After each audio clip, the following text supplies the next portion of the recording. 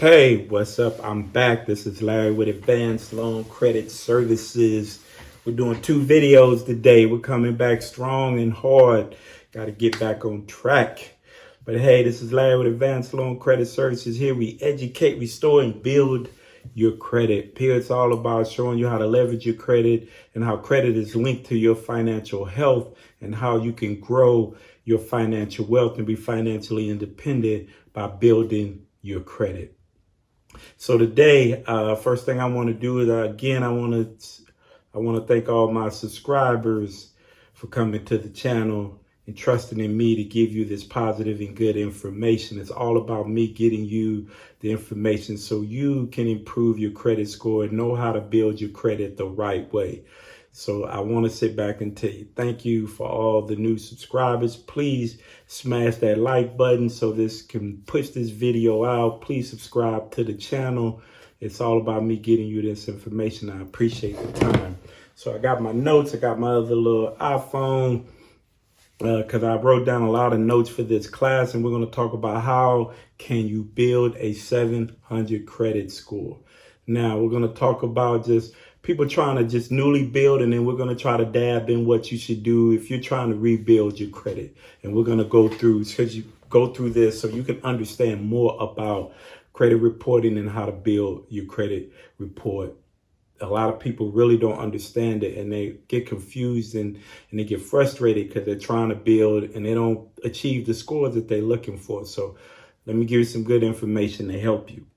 So the first thing you have to understand is how your credit report is scored. We're going to talk about that and what are the most impactful areas and how to maximize their benefits. So we're going to talk about that. So to break everything down, your credit report is broken down in 5 categories. Let's go over these categories. Personal information. That's where your name, your address, you live. That's just your personal information. Credit history, all the stuff that's listed on your credit report, accounts, revolving accounts, installment accounts, negative stuff like collection accounts, bankruptcies, all that other, not bankruptcies, all that other type of stuff. Credit inquiries, trying to get new credit, that's a section. Public records, that's where all your judgments, bankruptcies, stuff like that, that's a category. And personal statements. So something happened, you've been trying to get it deleted, they're not trying to delete, there's a certain circumstance and you want other creditors to know, you put that in the personal statement. That's where in the comments you will make a little comment. So anytime you apply for some new credit, they can read that and get a better understanding why that's on your credit report.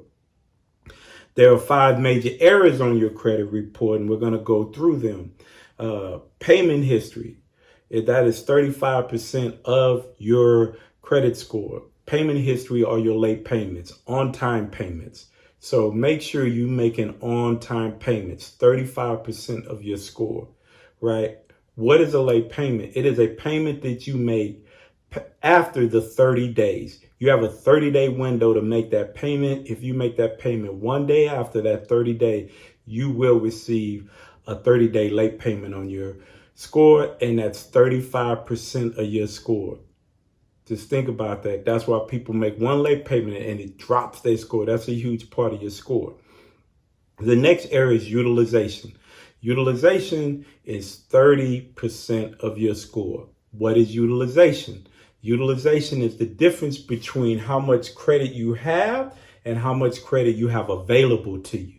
So say you have $5,000 in credit, but you only have $4,000 of utilization, meaning you only have $1,000 that you can actually use between how much you have and how much you spent, and now you only have $1,000. Now that is 30% of your score. So if you have late payments and you're using 90% of your available credit to you, your score is gonna dip. That is 65% of your score. That is a third of your score. Your scores will plummet. I've seen scores where people have late payments and they have high utilization and they've probably lost 60 to 70 points, just like that. Just that much because of those 2 areas. You ask me, why does it drop that way? Your credit report is an indicator. It is an indicator of your ability to not default on a loan or your risk factor to borrowers. That's what it is. So if you have late payments and you have high utilization, you're telling the borrowers that you are a risk. You are a high risk to send money or to borrow money or to approve a credit card, and you're more likely to default on it because of your credit behavior. All right. So we're going to keep moving. What's next? Length of credit. That is another big area. It's 15% of your score. So length of credit is how long have you had, and they always fall on revolving accounts. Installment loans have an end date. So they are not categorized in length of credit. A lot of times people don't tell you, well, what does categorizing length of credit is your revolving account. It's how long you had a revolving account, how long you had it. So if you had Chase Bank for 10 years and that's the only card you had, the length of credit is going to be 10 years for that credit card, which is good.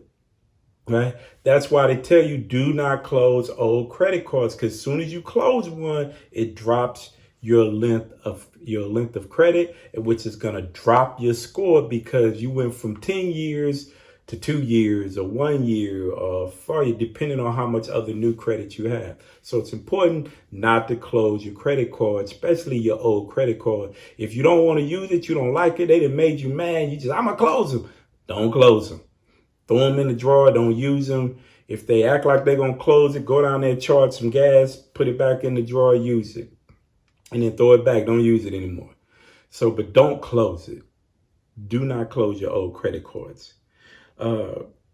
It's the longer you have those cards, the stronger it makes creditors know that you've had credit for an extended period of time and you've been responsible with your credit. So they're more likely to give you that loan or a high loan with a low interest rate because they know they're going to get their money back. After that, you have inquiries, which is 10% of your score. Now, inquiries will stay on your credit report for 24 months, but they only are scored up to 12 months. The 13th month, they're not scored. But if you have a large amount of inquiries, it's an indicator to a creditor that you've been seeking a lot of credit, and that's their indicator on you try to get too much credit in a short period of time, which when you go through and try to apply for some credit, they may deny you based on the amount of new credit that you have applied for in a short period of time. So be careful with your inquiries. Be careful. Some lenders may not hold that much weight. Some creditors may hold that much weight. So just be careful with how many times you're applying for credit. A trick I always do, if you got good credit, you apply and you want 2 cards, apply for them for the same day, right after another. You get approved for one, apply for the next one. Don't wait 2 or 3 days later. Do it the same day. It's a little trick. All right. 3 areas that are most damaging to your credit report. These are the 3 areas that are most damaging. Late payments, high utilization, derogatory accounts, i.e. collection accounts, charge-offs. Those are the things that are most damaging to your credit report. Why? Please understand your credit report is about understanding your behavior with money, how you spend it, how you manage it, and how you pay it back. That's what your credit report is. That is the conversation they're having with creditors. That's the silent conversation they're having. How do you manage it? How do you pay it back? How do you spend it? So that's what your credit report is all about. And that's what causes your credit scores to go up and down depending on your behaviors and spending, how you pay it back. Okay. Little tid notes. People sometimes wonder, well, why did my credit score drop when I paid an installment loan? Nobody really knows the algorithm of credit scores. They say it's like 46 different categories that they grade you on, but nobody really knows how, what's the impact of it, any of that. Because yes, it's strange if you pay off an installment loan, your credit score goes down. It seemed like it would go up because you've increased you have decreased the debt income ratio. So you would think your credit score would go up, but also that's just a temporary decrease. It's going in the next month or two, it's gonna pop right back up. So don't get frustrated, alarmed if you pay off a loan. That's why some people, they have a loan and they made $500 and they're like, I want to pay it off, and then they'll pay it down to $50, and then they'll just pay little bitty every month to keep it open because they may dip their score. But I mean, for me, just pay it off. You're going to recover those points in a couple of months and you'll be fine because you're steady paying down your revolving account. Then that you will recover those points. All right. So now, how do we get a 700 credit score? And that's what we want to talk about. We want to talk about how do you build a credit report, and then how can you get it to be a 700 credit score? So the first thing you want to do, and these are for people that they don't have bad credit, they just want to build a solid credit report. You need to understand the first thing you want to do, I always tell people, is you got to get some revolving credit on your credit report, right? So there's one thing you could do. Some people say get an authorized user and try to find your granddad, grandma, grandpa, somebody that had a long standing credit card and has a very low amount of utilization on that credit card. So say your granddad has a $15,000 credit card and he's only using 1,000 of it. That means he's only using 10% of that credit card. Ask him, I'm trying to build my credit. I want to piggyback off your 15 years of good credit, your utilization. Can you just add me as an authorized user? I do not need a credit card. I do not need to use it to spend anything. I just want to piggyback off your good credit. He adds you to your credit report. Boom. You instantly going to get a increase in the score, or you're going to start building your score. Then what you want to do, you want to try to apply for, you don't want to try to apply for a Chase, any kind of Chase or American Express, Platinum, some of these big cards, you just don't want to apply for those cards. You want to start off with a starter card. So there's two things you can do. You can go to your bank, ask them, hey, is there a secure card? I always say build a relationship with credit unions. Credit unions are so great, man. They're great with auto loans. They're great when you're trying to finance a home. They're great with trying to get starter loans and credit cards. I always say credit unions are the best. So especially I'm ex-military, so I go with Navy Federal. So try to find you a credit union. Navy Federal has been great. So find you a credit union. But if you gotta go to bank, it's all about relationships with your bank. Build a relationship with your bank. Because if you build a relationship with your bank, it'll be easy going there getting a car loan. It'll be easy going in there getting a credit card or getting an installment loan because of the relationship you built, and you're building positive information. So go to your bank. You got your dad has added you to a $15,000 credit card. He's had that card for 15 years. Go to your bank, see if you can apply for I just want to apply for a credit card.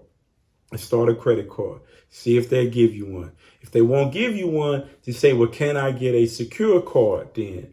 Can I open up a secure card account to show you that I'm responsible with my credit? Yes. The next thing you know, they're going to give you, put down $250, $500, whatever it is for your secure card, and then start, use it, pay it off. Pay it off on the statement date. I preach that all the time. Don't wait till the due date.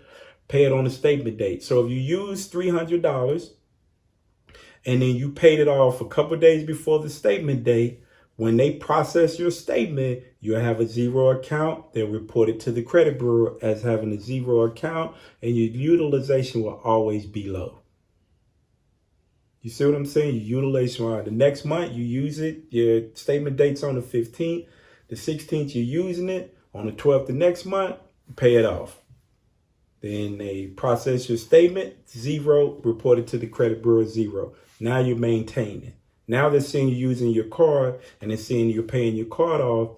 Now, after about 3 months to 6 months, go back into the your credit union and try to apply for a regular card, right? Go in there and try to apply for one. Most likely, you're going to get a card. They may send you an invitation before that time because how you're managing, maintaining your credit. And then what you want to do is say they do give you a card.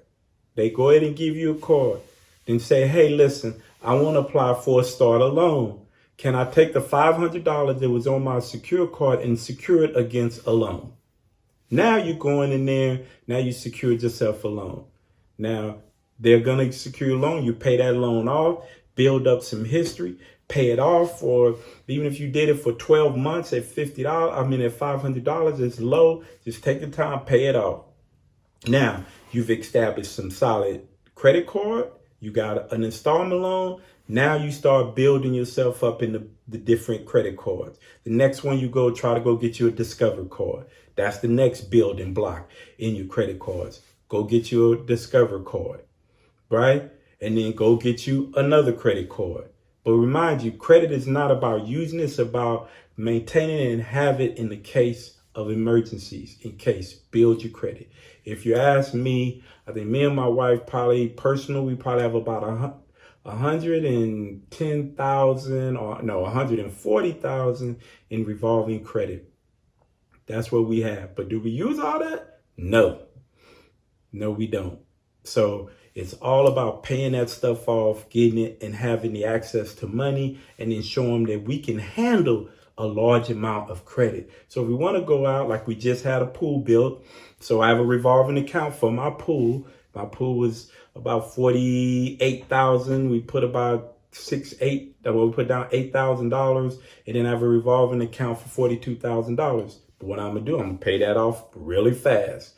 My whole objective is to double the payment. I'm gonna make a regular payment and then I'm gonna make a principal only payment. So I can knock the principal down and throw my utilization back down because it threw my utilization up. I wasn't expecting it to be a revolving account. I was expecting it to be an installment loan, but it turned around being a line of credit, really a line of credit. So, but that's okay because now I have a $42,000 line of credit that I can use future when I pay this thing off. Okay, so it's all about understanding your credit, building your credit, and all of this happened. I can go back 2 years back and say me and my wife credit wasn't where it's at, but now in a matter of 2 years, we built our credit up to having $140,000 in credit in just 24 months, maybe a little bit more than 24 months now, but maybe 30 months now. So, but it's all about building. It's all about understanding your credit, building.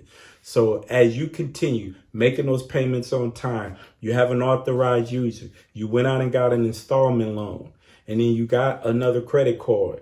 Now, let it ride.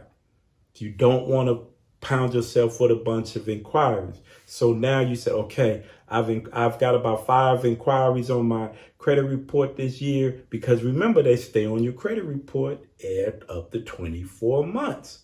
So now you're going to ride that out for a little while. You're not going to try to pound out. You get to 12 months, get you another credit card. Just get one. Build that one up. But you want to go on a step ladder. Next, you want to make it a city cashback reward card, right? Boom. Now you continually building your credit, and also keeping your utilization low. Keep your utilization below 10%, making on-time payments. You have an installment loan that you paid off. Now you may want to go get a car loan, which is another installment. You will have a 700 credit score. You would have a FICO 700 credit score, just like that. I promise you will. And continually build. Do not close your cards out. Even if they make you mad, don't close them out. Keep them going. Keep making payments. Keep making on-time payments. Keep your utilization down.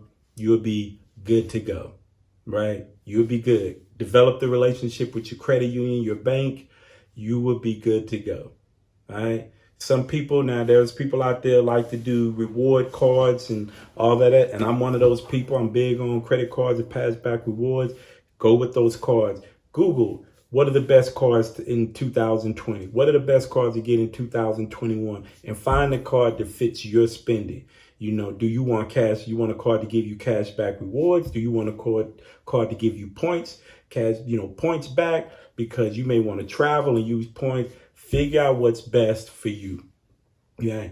Go in there and Google what the best cards are. You read up on what they offer, if they're going to meet your spending needs, and then apply for those cards. Right? If you're going to apply for more than one, do both of them the same day. Do not stretch them out.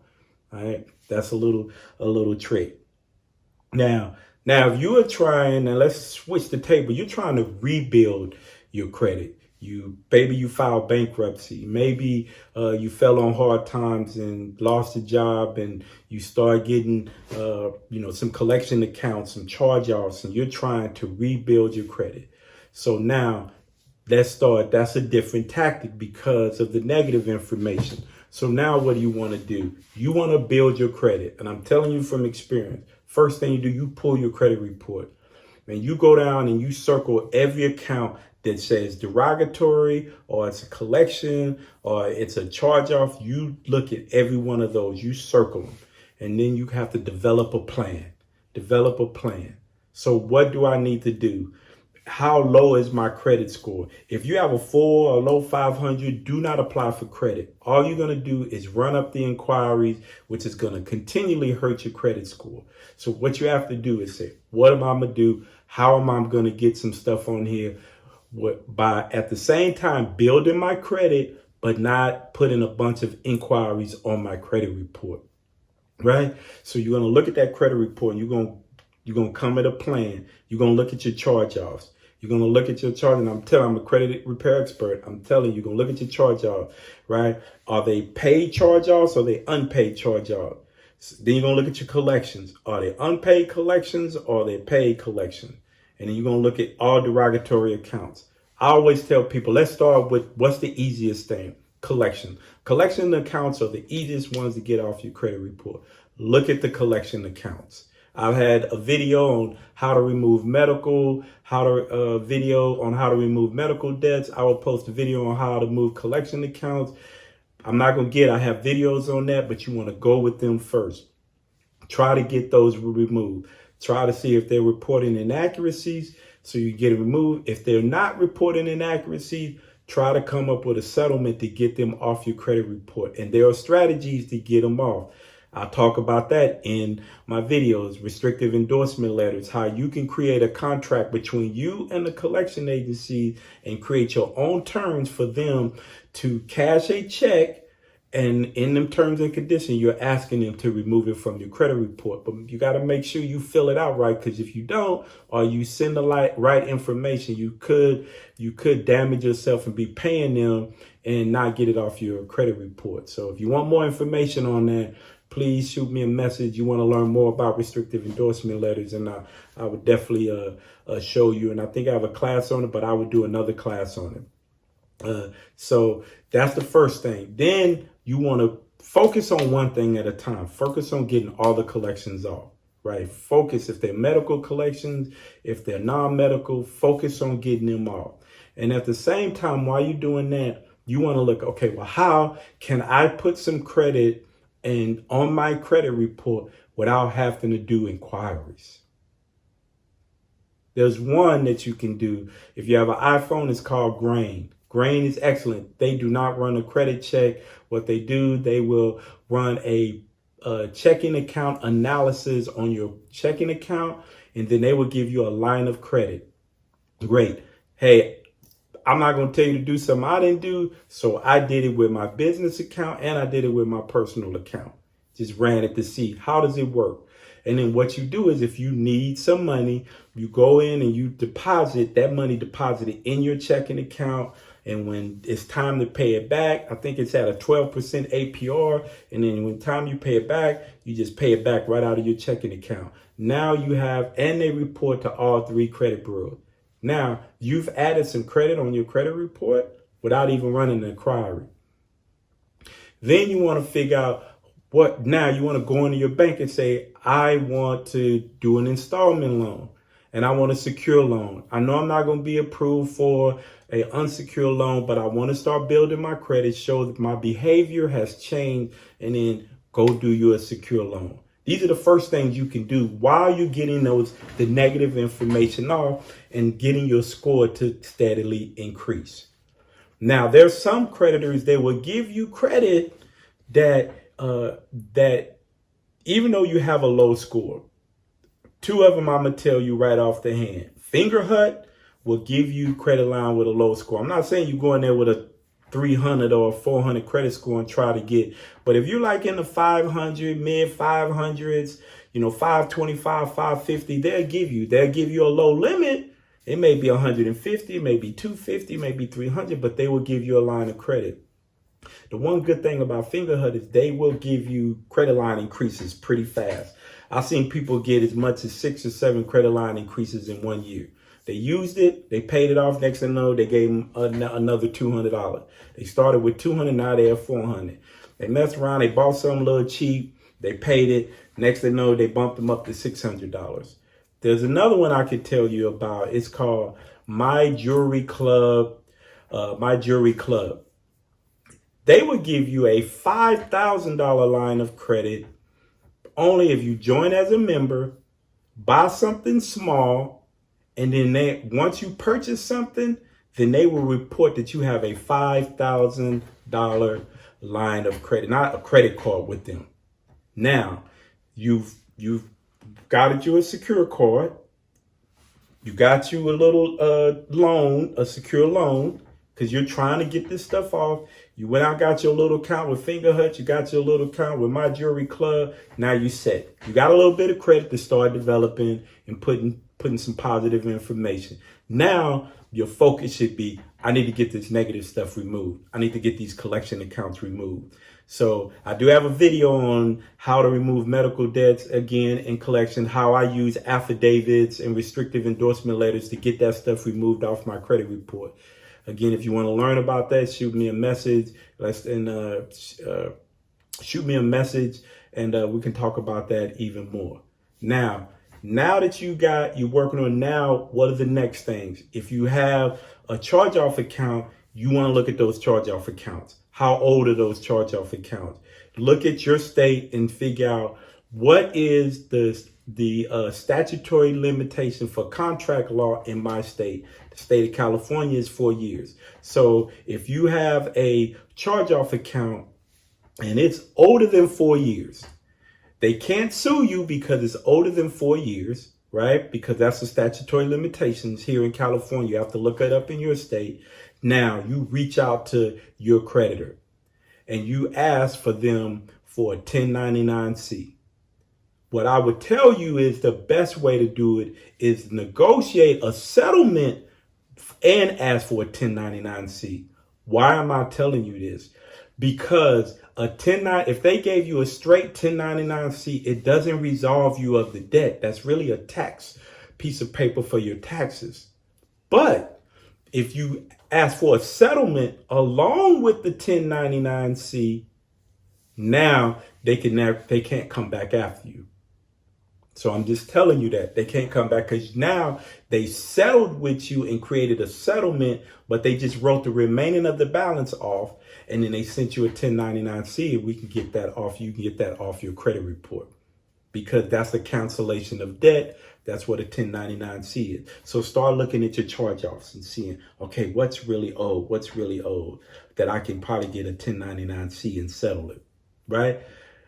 You can try it with ones that are not outside the statutory limitations because the creditor may just be like, yes, no fine, depending on who they are, and send you a 1099-C and settle it, right? And they still may remove it.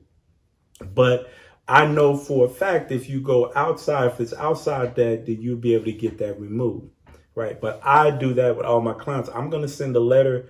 I'm going to say, hey, can I get a 1099-C and can we settle this debt? That's what because I'm trying to get it off your credit report. Now, next caveat, what if they don't want to send you a 1099-C and they want to settle? Now, if it's a charge off, I'm going to do settle for less then because it's not going to make a difference if you settled it for the full amount or half. It's going to show 0 and it's still going to report, right? So what you could do is after it reached the 4 years or after 4 years, you could revisit that and ask them, could they write you a 1099 for the unsettled amount that you settled for? And maybe they would write you that 1099-C so it can come off your credit report. See, there's a lot of different strategies, and you got to understand all these different strategies to help improve your credit score. So you always don't have to wait 7 years for it to fall off. So those things you can do for your charge off. So, and don't let a charge off stay open. Close it, pay it off, settle it, get it to 0. If you can't get it off, it's not reporting inaccurate. They won't wire you a 1099. You just settle it for less than the amount, get it to 0, get it closed. Because for one, it's hard to get loans and you got open collection accounts out there. Because what you're telling the creditor is, I'm not going to pay you. That's basically what you're going to tell you. And it's an indicator that you're high risk. And we need to be cautious about loaning you money because you may not, or they may say, yeah, we can loan it to you, but it's going to be this amount at this interest rate. And that's what you want to avoid, right? You don't want to be paying high interest and paying people extra money. You could be investing that money into something else, investing it back into you. So get it paid. Get it down to 0, move on. So get all those open bad debts removed. Get those bad debts paid off using strategies to get them off. If they're inaccurate, send them inaccurate. Hey, I'm going to give you a trick. When you're doing your dispute letters and you're doing a dispute letter to Equifax, TransUnion, don't put them all on one page. Caveat. Dispute this one item on one page. Send another page. Dispute this item on one page. Dispute this item on one page.